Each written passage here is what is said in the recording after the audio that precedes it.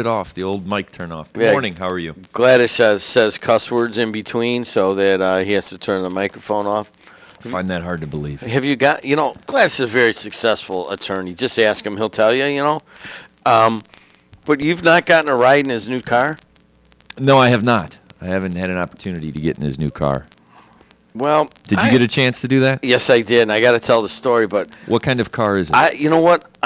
What kind? You tell me. You've seen it. I told you it was right before, something Astor. I told you it's so nice. Astor Martin or something Right, I like said that. it's so nice, I don't even know what it is. Yeah, it's so nice that Frank It's out of my market. The guy's like Frank. Kia, Chevrolet, Aston Martin.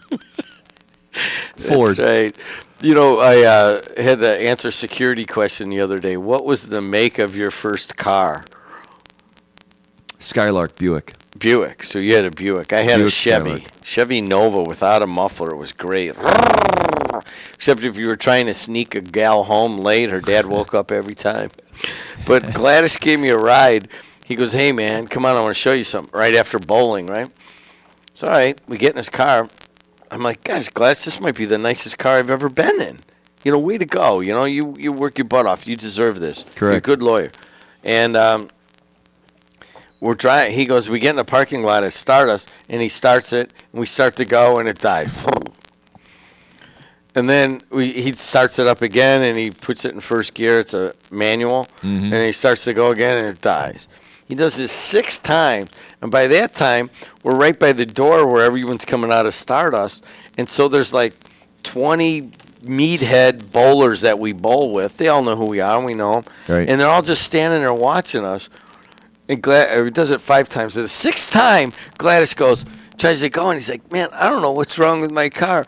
And I'm like, is the brake on? Oh, yeah, the brake's on. Pulls the brake. I'm sure that hasn't happened again. Yeah, knowing Dave. Yeah, so it was just kind of the guys, the normal bowlers are like, what's wrong with that guy? Doesn't even know how to drive that thing. Anyways, it's 8:13 in the Calumet region. Hey, we got a celebrity off to the left. Do you see that? Yeah, yes, I do. Speaking of region meatheads, Tom Kyleman's up next, I guess. Morton's finest. No, I thought you were Morton's finest. One of Morton's finest. So I think you guys may be the 2 most successful people ever to come out of Morton. Jane Mrvan and Brian Cook. Daryl Cheney. Just ask him. Yeah, Brian Cook. Isn't Brian Cook the most successful guy to ever come out of Morton?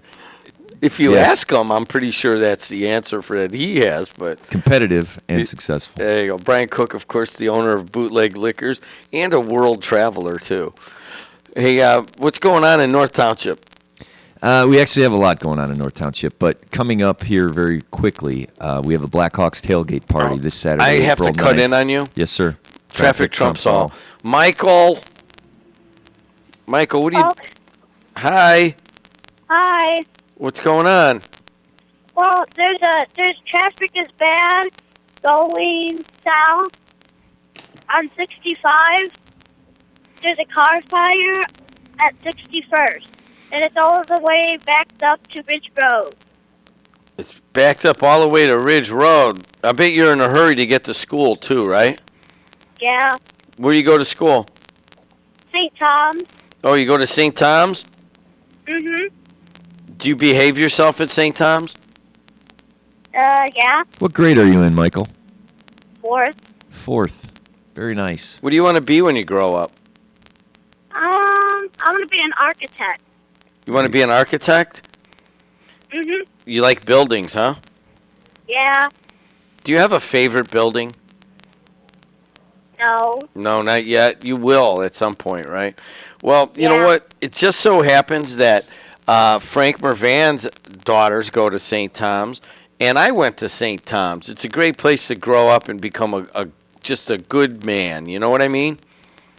Mm-hmm. All right. And most importantly, Michael, thank you for taking time out to let people know and make them aware of what's going on in traffic. That's very responsible of you. Okay. All right, buddy. Thanks a lot. Talk to you, Michael. Michael, Okay, bye. see ya. There you go. Michael. Got to bring him along early. He'll be listening to WJOB in 30 years when he has his own 2 kids. Residual funds for you and your family. It's the annuity that just keeps on giving. Right.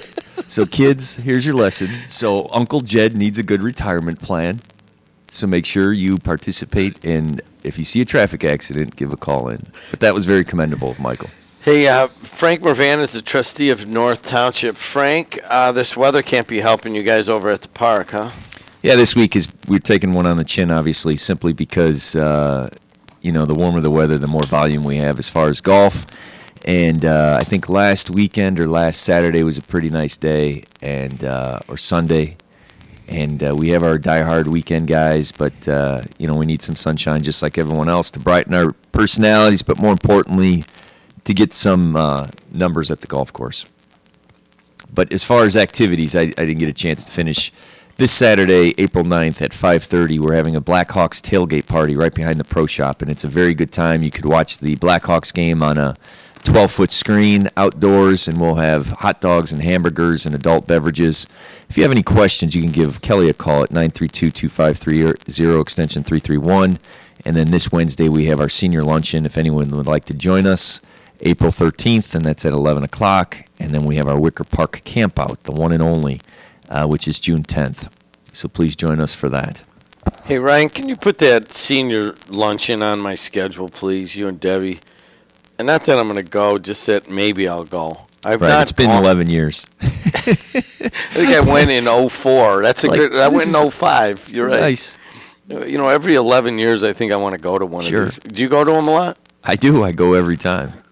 Do they still have? Not every time. I have missed a couple, but I try and go. The seniors are very appreciative. Do they still have what? I'm sorry? They still have that amazing corn. They have good corn. We have a picnic where we do corn on the cob, but you don't do too much corn because sometimes it's a little harder for older people to chew corn on the cob. Right. I think I was there when the corn on the cob was there, and what you wind up seeing is some of the older folk taking that corn on the cob and sticking it perpendicular to their plate, and then just sawing it off with the fork or the knife. With the fork or the knife. But I mean, that corn that is like buttered corn or whatever. Last time I was there, I was like, wow, this is the best corn I ever had. But that was 11 years ago. All right, so what else going on? On the assistance side, trying to help families, we are moving forward to talk shop. What you have going on right now is the EAP program, or the Energy Assistance Program, which is state and federal funds, and also NIPSCO, where they provide people with a one-time assistance that comes to a close in March. So now what we have is we get a little bit busier because we actually slow down in March and February because of tax returns, and people are able to utilize those. And so we just move forward. We have a couple different programs as far as the education with school clothing that will be coming up and we'll be preparing for. We're also preparing for this summer our open markets that we have at the all three offices, where we partner up with Shringa Farms and we bring fresh produce and fruit to the seniors and also to the individual clients, and they can come and pick some out. And ultimately, we're just moving forward with a lot of different programs. All right. Frank Mrvan, trustee of North Township. If you want to talk to him, 219-845-1100. Of course, this is paid for by North Township. It's a show that's been going on for generations. Frank, the EAP program, which is actually very popular, which NIPSCO is highly involved in, that comes to a close. So what happens after that if somebody has trouble paying their bill? Ultimately, what happens after that, if someone has trouble paying their bill, then they come to the North Township Trustee's office, and we assist with with assistance trying to get their power turned back on. The beauty of the EAP system is we have it in our office so that it is other resources that are being utilized, but yet our clients, our participants are able to utilize that, and it's not the township funds which are generated from the property taxes. It's actually those state and federal funds and also funds donated by NIPSCO. So ultimately, going forward, if someone has those issues, they still come into the township office and we still assist. Then they do workfare, or if there is a deposit, this is the one lesson that you need to learn about that. If there is a deposit, then what we must do is work with Catholic Charities, Salvation Army, or other groups to be able to put that deposit together.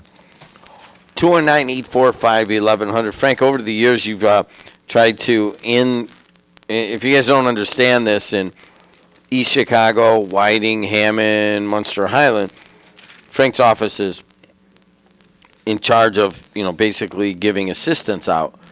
And over the years, you have tried to make it so that people actually have to work for this. Explain that. Well, ultimately, it's a double-edged sword. One, the taxpayers want accountability for individuals to be able to work things off. Two, as all government agencies had to cut their budgets, there was a necessity to be able to utilize individuals. And three, what it does is it teaches responsibility. So if someone is of the working age, from ages anywhere from 18 to, I think we stop at about 60, if they receive $200 worth of NIPSCO or for their rent or for food or for clothing, then the expectation is if they fit the guidelines, then they work that off, say, for $10 an hour. There's a different formula. And ultimately, they would owe us 20 hours. So some of the times you'll see people mowing grass at Wicker Park. You'll see people working at Oak Hill Cemetery. We do beautification where we clean up the streets in East Chicago. We helped at Walhalla Beach in Whiting. In Hammond, we were at the recycling center. We were also at the Gene Shepherd Center. So we very often put... I-65 is bad in both ways right now. Both ways, stay off of I-65. That did not show up on the Chicago maps. Let me see if that's showing up right now. That's what Michael called about. That was what Michael called about. Said it was a car fire. Car fire. That's good memory, by the way. Thank you. And I-65 is now horrible in both directions near 61st. So thank you, Michael, for that excellent traffic update. And sorry to anybody who's got to use I-65 between US 30 and the Borman in any direction, because it's bad. So I cut in on you because traffic trumps all there, but ultimately there's a formula that, folks have to work that off. What does that do for these guys? Mostly of them are guys, but some are gals. Guys and gals. To their self-esteem. Well, it's I'm going to borrow from Mayor Copeland. It gives them a spring in their step. Any type of employment or any type of job tasks or completion or fulfillment gives people the confidence to move forward. The other, what I said, it's a double-edged sword. The other side of what we do on a daily basis is we have job developers and education coordinators that are trying to move people every single day from being unemployed or actually being stuck in an emergency situation where they lost their job or unemployable to be able to have those soft skills. What I mean by soft skills in those terms are waking up, showing up, knowing up how to dress for work, being able to have a resume, being on time, getting a task, completing a task, and completing your work, and showing up the following day. And so those soft skills are taught, and it's out of necessity because they are not allowed to receive assistance if they don't fulfill their workfare hours in the future. Then that helps. And what it does, I have hired 3 individuals out of workfare into full-time employment. And they're just solid workers, and you find people, and we refer people to jobs. Job developers go out in our community, talk to employers, find out what skill sets they need, find out what opportunities are available, then they match them up with our clients. They keep a constant database. That's something that we initiated from the very beginning, and I put a lot of pressure on. For the month of March, I just received a report. I think we employed, it was like 27 people. Now it's their job to be able to make that sustainable and be able to work for a long time. The other partnership that we have is with Staff Sources, which is out of our building at the COS. The Circle of Services is a building that we put together where a lot of different resources would be in one location. We have fulfilled the majority of that, and currently we work hand in hand with a couple different temporary services that can turn into full-time jobs, and that's just one of them. So ultimately our goal is to be able to, on a small scale, in our community and in our region, be able to take someone who comes in on an emergency basis who is unemployed or unemployable because of reasons, the mistakes that they made early on, and turn them around to become self-sufficient. I have said from the very beginning, people want to live next door to people who are working, who are fulfilled, and are contributing to society.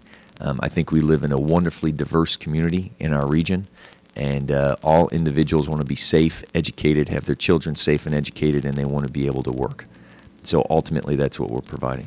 Frank Mrvan III is in the house, 219-845-1100 if you want to talk to anything to go on with North Township. What else you got going, Frank? The other thing that I have mentioned before, Lauren Cavillo, she was a young lady who Cavillo. She was a young woman. I believe she was 16 years old in the Hammond area behind the Civic Center, and just was a victim of senseless, stupid violence. And her mother, Ali, is going to have, and a committee is going to have basically a memorial for Lauren's birthday. And how we're drawn into it is we have always reached out to Lauren's mom and wanted to be part of it, and we're constantly trying to bring attention to it to be able to help the family find closure. The perpetrator or the person who committed this senseless violence is still free, and for closure for the parents, we constantly bring it up. On the second hand, Lauren celebrated her birthdays every year at Wicker Park, and so Lauren's mom wants to have a memorial, which will be Sunday, May 22nd, from 2 to 8 p.m., and they are looking for contributions, and they are looking for anyone who would want to participate as far as making that a nice event. What's the time on that again? 2 to 8 p.m. on Sunday, May 22nd, which is actually Lauren's birthday. So I would suspect there will be, it's going to be a fun event, and ultimately the goal is just to keep the memory alive. And on my end, it's we're assisting her, but more importantly, I think that what my role is as a human being is just to help her mother get through this and grieve properly and try and find closure and finding the person who did this. So I bring it up as often as I can. We had a forum very early on after that, and ultimately just trying to do things that help her find some closure. All right, there it is. It's and us. if anyone has anything that they want to donate or give to that cause or participate in, you give my office a call at 932-2530, and that's extension 327. And Frank, this is a sad one. I mean, we covered this at length. I went over the morning after. I remember I just drove over there and reported live right from the house, in front of the house where Lauren was killed. And if you guys remember this, it looks like somebody was standing over by the railroad tracks and shot in at the house, and the kids were on the front porch, and Lauren was ushering the kids in, and she wound up getting shot 3 times. And just a horrible thing. We also had Ali in here, the mom, and that was a pretty courageous appearance by her. So, you guys have been kind of close to this story because it was one of our own. I know in the past it's been called Little Waco, but I forget what the name of it is really called. Jacob Square? Jacob Square, yes. Jacob Square, part of Hammond there. And I guess an addendum to the story is there hasn't been any arrests in this thing. And that is just, correct. That makes it just nowhere to pin it, you know? And as... I'm sure law enforcement is dedicated and committed to finding out who this is, but someone knows. Someone knows something, because that's ultimately how it happens. And all we're asking is for people to step forward. They have the billboards on Calumet Avenue, so there has been a resurgence. And ultimately what the goal is we want to live in a community that protects itself and protects its own. Something that, I guess by God's grace, I have always been able to identify people suffering.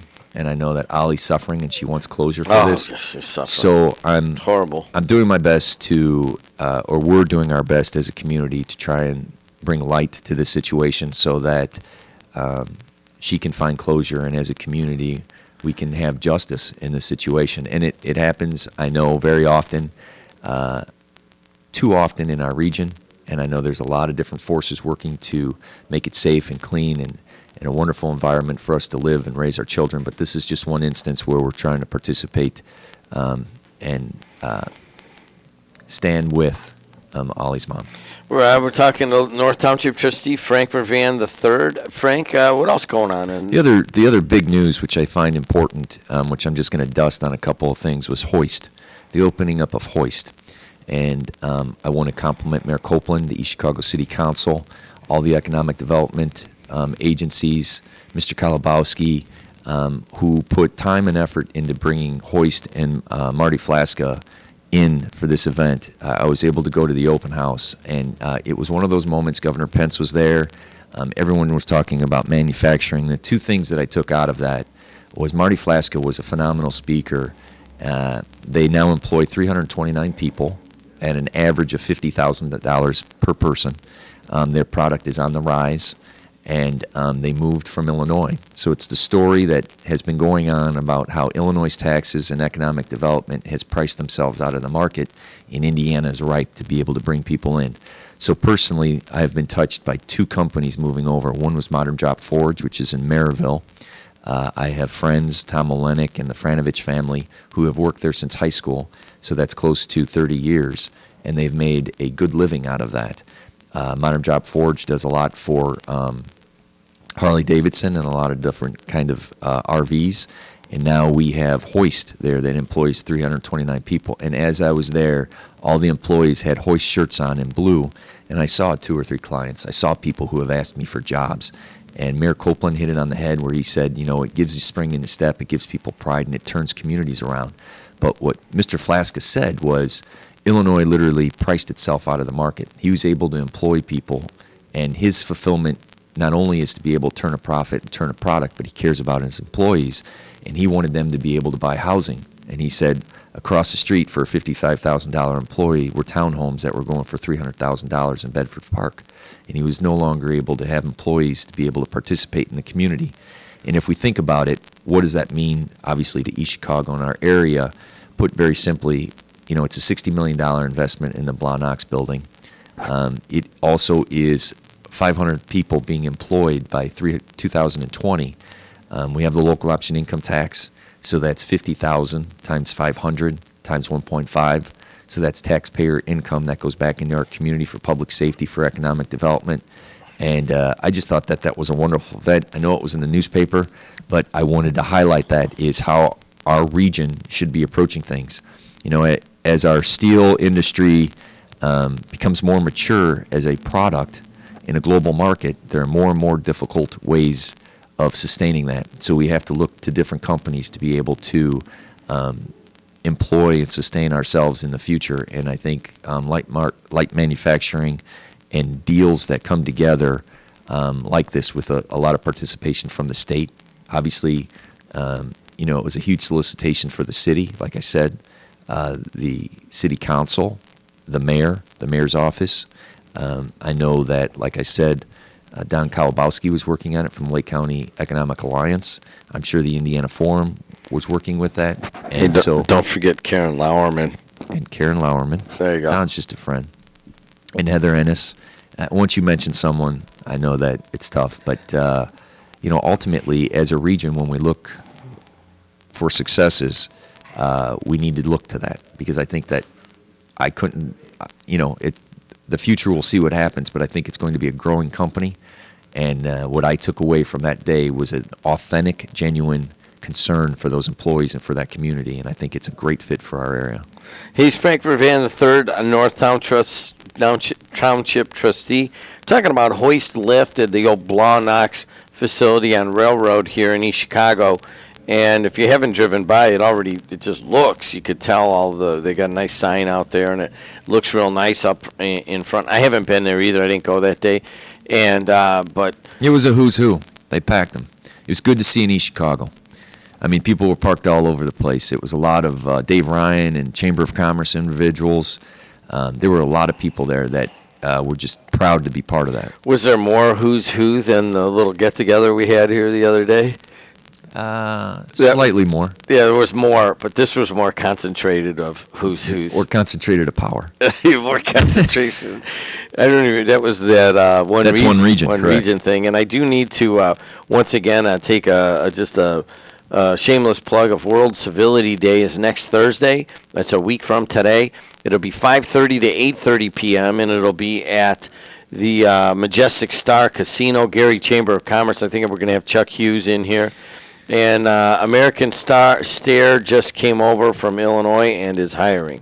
Whoever that is. That's what Ryan said. I don't know where that is. All right, Frank, we're out of time. Thanks, buddy. You don't want to keep Tom Kallman and Carl and Mayor Joe Stahura waiting. You don't want to do that. No, you do not. Okay, thanks for coming in. Thank you very much, and everyone in North Township, have a great day. If you know anyone who needs assistance, give me a call at 932-2530. Extension 327, or my cell 746-5792.